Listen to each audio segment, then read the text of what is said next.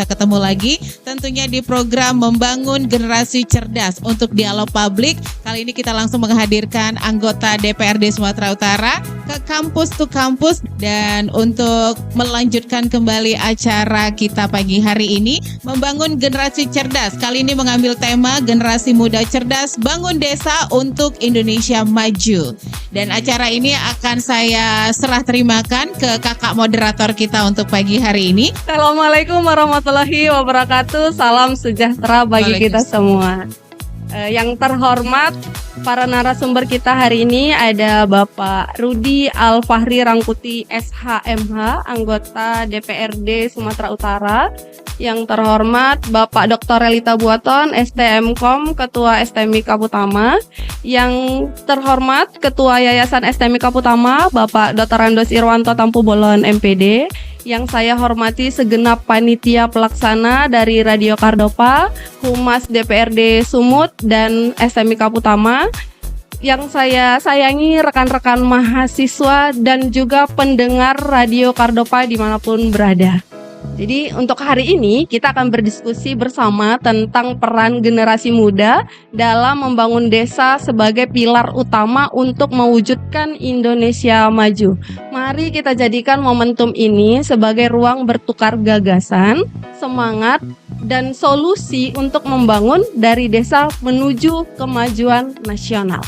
Jadi di sini Kaputama sebagai salah satu lembaga pendidikan yang ada di Kota Binjai, kita sebagai DPRD Sumatera Utara berharap mampu mendidik anak-anak kita yang ada di sini, adik-adik kita yang di sini ini, untuk lebih meningkatkan kemampuan pendidikannya, kemampuan akademisinya, dan kemampuan karakternya. Saya mengutip dari seorang filsuf Plato ini.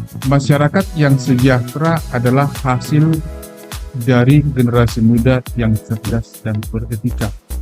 Beliau mengingatkan bahwa masa depan suatu bangsa itu sangat bergantung pada karakter dan kecerdasan generasi mudanya. Perkenalkan, nama saya Haib Sregar. Saya memberikan pertanyaan ini untuk kedua narasumber. Tadi ada satu pernyataan dari Pak Are, itu cukup menarik sebenarnya. Kenapa? Karena tadi Pak Are berkata bahwa masalah desa seperti gizi dan kesehatan, betul kan Pak? Nah, tadi kita juga membahas masalah demografi. Nah, pertanyaan adalah gizi dan kesehatan ini sungguh berpengaruh yang namanya kepada IPM, Indeks Pembangunan Manusia. Nah, bagaimana jadinya IPM ini bisa meningkat apabila gizi dan kesehatan itu bermasalah? Tentu itu harus pertama dulu sekali yang diperbaiki. Nah, belum lagi yang tadi ada katanya migrasi, perpindahan dari desa ke kota. Nah, pertanyaan adalah bagaimana jika masalah ini masih belum terselesaikan, kita dapat mencapai sebuah namanya bonus demografi dengan optimal? Baik, boleh dijawab dulu. Kita mulai dari Pak Rudi, boleh? Untuk menjawab pertanyaan dari Khairul yang pertama, Bapak. Terima kasih Khairul Sregar dan Semesta Pendiring. Memang berbicara kecerdasan, kita juga harus berbicara tentang kesehatan, berbicara tentang juga gizi daripada generasi muda itu sendiri. Ini berhubungan dengan program pemerintah Republik Indonesia pada sekarang ini, di mana program kita pada hari ini adalah memberi makan gizi secara gratis ya. Apa tujuannya? Pak Prabowo berharap 2045 adalah generasi emas Indonesia. Ada pertanyaan masuk dari Facebook kita, Pak. Oke, ini izin bertanya kedua narasumber. Dalam membangun desa untuk Indonesia maju, itu kan tidak lepas dari salah satu sektor pendidikan. Apalagi sekarang sistemnya itu berubah-berubah, Pak, untuk sistem pendidikan.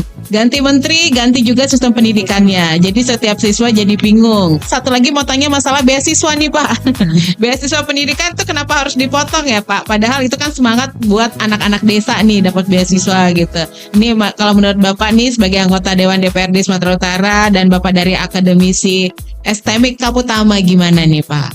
Kita sebagai akademisi, kita sebagai mahasiswa, nah ini yang apa yang bisa kita lakukan. Nah begitu ya. Maka tadi saya tawarkan, kebetulan yang hadir di sini adalah para mahasiswa yang di bidang teknologi informasi. Maka saya tadi mengusulkan bahwa ini kayak iklan apa ya, mulai aja dulu gitu ya, mulai aja dulu akan bisa kita lakukan.